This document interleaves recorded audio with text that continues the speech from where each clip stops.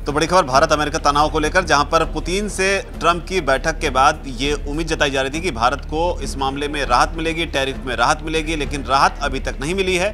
मिली है तो धमकी, एक और धमकी अमेरिका से सामने आई है। धमकी देने वाले शख्स कौन है, कितने खास हैं और क्या धमकी उन्होंने दी है, और इससे पहले ये कब सुर्खियों में रहे थे, बताने के लिए हमारे साथ रजत मौजूद हैं। रजत, किसने धमकी दी, सबसे पहले बताइए।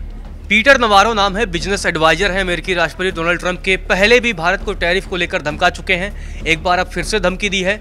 और ये धमकी तब आई है, इसमें एक चीज मैं पूछ रहा हूँ, पीटर नवारो जब आप बोलते हैं तो ये हैं कौन, इनकी धमकी को कितनी गंभीरता से लिया जाना चाहिए?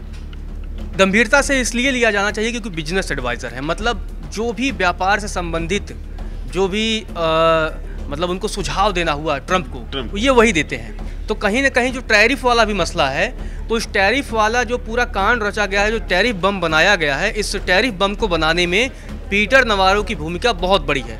एक आसान शब्दों में आपको समझा दें, जैसे भारत के राष्ट्रीय सुरक्षा सलाहकार कौन है? अजीत डोभाल। सुरक्षा से रिलेटेड जब भी मामला आएगा तो हमारे देश के प्रधानमंत्री उनसे बैठ के चर्चा करते हैं, चाहे वो देश के अंदर की बात हो, चाहे सीमा के पार की बात हो। इसी तरह से जब बिजनेस की बात आएगी तो ट्रंप ये पीटर नवारो साहब से समझौता करते हैं, सलाह मशवरा करते हैं, और टैरिफ के मसले पे इनकी भूमिका बड़ी रही। इन्होंने पहले भी भारत को धमकाया था और तब टैरिफ का महाराजा बताया था। अब मजेदार बात यही है कि ये अंग्रेज आदमी है, ये किंग भी बता सकते थे, लेकिन इन्होंने भारत को धमकी देने के लिए महाराजा। अब क्या इन्होंने पूरा वाक्य यूज किया था वो भी हम अपने दर्शकों को बता देते हैं। उन्होंने कहा कि भारत टैरिफ का महाराजा है, यह अमेरिकी उत्पादों पर दुनिया में सबसे ज़्यादा टैरिफ लगाता है और इसकी गैर टैरिफ बाधाएं काफ़ी ऊँची हैं। और अब फिर से धमकी आई है। अच्छा, महाराजा शब्द का इस्तेमाल किया था, मतलब महाराजा हिंदी में चोट करना चाहते थे। ये कहीं सुझाव उन्होंने किसी से ले लिया होगा कि भारत में किंग को क्या बोलते हैं, तो किसी ने बता दिया होगा महाराजा, तो इन्होंने चोट करने के लिए बोला। अब मजेदार बात यह है कि इनका जब बयान आता है तो किस कॉन्टेक्स्ट में आता है। जैसे अभी पुतिन से मुलाकात के दौरान और उसके बाद ट्रंप ने यह कहा कि रूस ने अपना एक बड़ा तेल ग्राहक खो दिया है। उनका इशारा भारत की तरफ था। और अब मतलब 2 दिन, 2.5 दिन, 3 दिन पहले ट्रंप ये बयान दे चुके हैं और अब पीटर नवारो की तरफ से फिर धमकी देना कि रूस से तेल खरीदना बंद करो। तो अब यही नहीं समझ में आता है कि एक तरफ तो ये धमकी दे रहे हैं, मतलब ट्रंप ये बात कह रहे हैं कि भारत मतलब रूस अपना तेल बड़ा ग्राहक खो चुका है, बहुत बड़ा ग्राहक। दूसरी तरफ अभी ये फिर धमकी दे रहे हैं कि यार खरीदना बंद करो। तो ये आपस में बहुत कन्फ्यूज हैं। अब इनका नया बयान क्या आया है वो हम अपने दर्शकों को बता देते हैं। पीटर नवारो ने कहा है कि भारत को अगर अमेरिका का स्ट्रेटेजिक पार्टनर बनकर रहना है तो उसी तरह से व्यवहार करना होगा। मतलब ये आपस में संबंधों को रखना होगा, तो व्यवहार की बात कर रहे हैं, मतलब भारत को अड़ियल रवैया नहीं अपनाना होगा, इनका ये कहना है। क्योंकि भारत तो क्लियर कर चुका है कि भारत अपने हितों से समझौता नहीं करेगा और इसी वजह से ये लगातार अमेरिका की तरफ से धमकी आ रही है।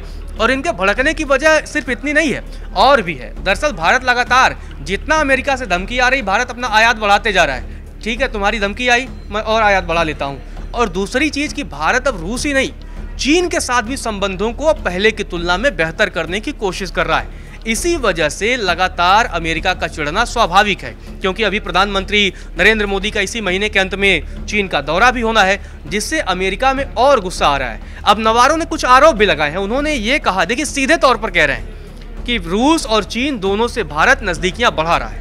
मतलब यहाँ पे रजत रोक जाऊंगा, पर एक चीज है, देखिए टाइमिंग भी समझना जरूरी है। ऐसे वक्त में धमकी आई है जब भारत ये उम्मीद लगा रहा था कि पुतिन से ट्रंप की बैठक के बाद में टैरिफ जो है वो हो सकता है कम हो, और जो ट्रंप और पुतिन की बैठक हुई है उसको सकारात्मक माना जा रहा है, पुतिन की तरफ से भी और ट्रंप की तरफ से भी। और सकारात्मक होने का अंदाजा इस बात से लगाइए कि अब जेलेंस्की पर दबाव बनाया जा रहा है कि कुछ निश्चित क्षेत्र जो हैं अब आप उनको भूल जाइए, जैसे क्रीमिया है आप उसको भूल जाइए। अगर आपको नाटो में शामिल होने की आपकी जिद थी, आप नाटो को भी भूल जाइए।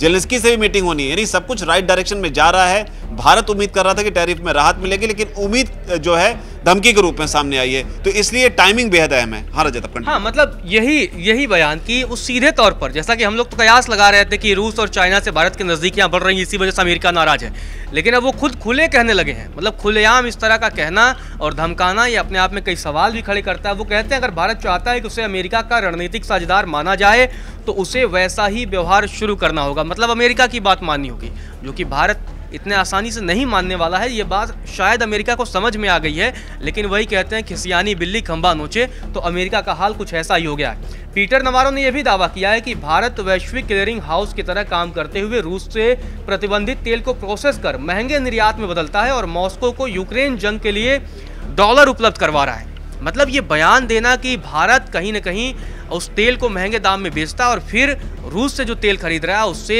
डॉलर मुहैया करा रहा है यूक्रेन जंग के खिलाफ रूस को, तो ये आरोप पहले से लगा रहे हैं। जबकि भारत सिर्फ अपने हितों की रक्षा के लिए कर रहा है, भारत सिर्फ अपने आम लोगों की सुविधा का ध्यान रख रहा है, भारत अपने देश की महंगाई का ध्यान रख रहा है। भारत को ये फर्क नहीं पड़ रहा है कि वो यूक्रेन से रसिया, भारत दोनों के साथ खड़ा है। भारत का डे वन से स्टैंड क्लियर है। फरवरी 2022 से इस युद्ध की शुरुआत हुई थी और तब से डे वन से भारत का यही स्टैंड रहा है कि दोनों देशों को आपस में बैठकर बातचीत कर शांति समझौता करना चाहिए, युद्ध नहीं करना चाहिए।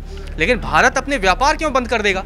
अब अमेरिका इस तरह से दुनिया के कई देशों को हथियार मुहैया कराता है, दुनिया में कई देशों में जो है नफरत और हिंसा फैलाने का काम अमेरिका करता है, तो अगर जो देश अमेरिका से व्यापार कर रहे हैं तो इसका ये मतलब नहीं हो जाएगा कि दुनिया के अन्य देश अमेरिका की मदद कर रहे हैं उस तरह से, क्योंकि व्यापार एक अलग मसला है। तो इस तरह से फिर आपको बता दें कि पहले जब अमेरिका की तरफ से लगातार ये हमले किए गए थे तब भारत के विदेश मंत्रालय ने जवाब दिया था और भारत के विदेश मंत्रालय ने क्लियर कर दिया था कि भारत को रूसी तेल खरीदने के लिए अनुचित रूप से निशाना बनाया जा रहा है, जबकि अमेरिका और यूरोपीय संघ रूस से सामान खरीदना जारी रखे हुए हैं। भारतीय विदेश मंत्रालय ने क्लियर कर दिया था कि आप मतलब अनुचित तरीके से हमें निशाना बना रहे हैं, जबकि आप लोग खुद ही जो है यूरोपीय संघ और अमेरिका खुद ही रूस के साथ बहुत सारा सामान आप खरीद रहे हैं। जब ट्रम्प से एक जर्नलिस्ट ने पूछ लिया कि आपको पता है कि रूस से क्या क्या सामान खरीदते हैं, तब उनका मुंह बन गया था।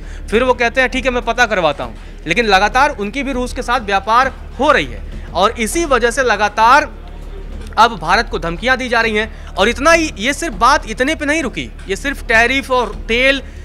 पीटर नवारो एक कदम आगे चले गए। पीटर नवारो ने यह भी कहा है, हथियार समझौते को लेकर भी बात की है और भारत को धमकाने की कोशिश की है और साथ ही ये भी कहा है कि आधुनिक अमेरिकी हथियार भारत को सौंपना जोखिम भरा हो सकता है, क्योंकि नई दिल्ली अब रूस और चीन दोनों के साथ घनिष्ठ संबंध बना रही है। मतलब ये हथियारों के डील को लेकर के भी कह रहे हैं कि अमेरिका को अपने आधुनिक हथियार भारत को सौंपना जोखिम भरा हो सकता है। मतलब ये एक तरह चेता रहे हैं, जबकि ऐसा है भारत के जो अधिकतम अत्याधुनिक हथियार है वो रूस और अन्य देशों के साथ समझौता होता है। अमेरिका के साथ अभी हमारा सैन्य समझौता उतने बड़े लेवल पर नहीं है जितना रूस या अन्य देशों के साथ है। तो ये सिर्फ रूसी तेल तक सीमित नहीं है। ये बयान बेहद अहम हो जाता है, क्योंकि वो ये बयान कहना कहीं बताता है कि अमेरिका भारत को एक दुश्मन की तरह देख रहा है, क्योंकि वो बता रहा है कि भारत जो है वो दुश्मन देशों के साथ मिला हुआ है। चीन और रूस के साथ उसके संबंध अच्छे हैं, इसलिए भारत को अभी अगर अमेरिकी हथियार, उच्च तकनीक के हथियार जो है अगर दिए जाते हैं तो वो रिस्की हो सकता है। लेकिन एक सवाल तो यही है ना, आपको रूस और चाइना दुश्मन नजर आ रहे हैं, आप उनके साथ कारोबार कर रहे हैं, चाइना पे आप टैरिफ डाल दे रहे हैं, आप पहले 90 दिन का फिर टालते हैं, फिर 90 दिन टालते हैं। तो आप अगर अमेरिका खुद व्यापार कर रहा है तो उसे उसमें कोई बुराई नज़र नहीं आती, अगर भारत व्यापार कर रहा है तो उसे बुराई नज़र आती है, क्योंकि शायद अमेरिका को ये एहसास हो गया है कि जिस तरीके से ब्रिक्स देशों की अगुवाई अब धीरे धीरे कहीं ना कहीं भारत कर रहा है। जब ब्रिक्स बना था तो भारत, चीन, रूस, अफ्रीका, ब्राज़ील, इन देशों ने जब मिलकर इस संगठन की नींव डाली थी, तब किसे अनुमान था कि भारत एक समय दुनिया की अगुवाई करने की दिशा में बढ़ जाएगा, जैसे नाटो की अगुवाई अमेरिका करता है।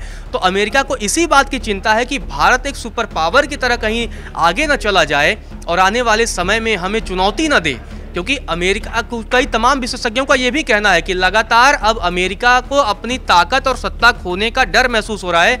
इस डर की वजह से ट्रंप प्रशासन लगातार आक्रामक हो रहा है। तो पीटर नवारो ने चेतावनी देने की कोशिश की है यहाँ पर, लेकिन दिलचस्प बात यह है कि कई जानकार ये भी कहते हैं कि भारत के साथ इस तरह का बर्ताव करके डोनाल्ड ट्रंप एक बहुत बड़ा जोखिम उठा रहे हैं, क्योंकि अगर चीन के साथ भारत चला जाता है तो साउथ एशिया में अमेरिका के लिए एक बहुत बड़ा झटका इसे कहा जा सकता है।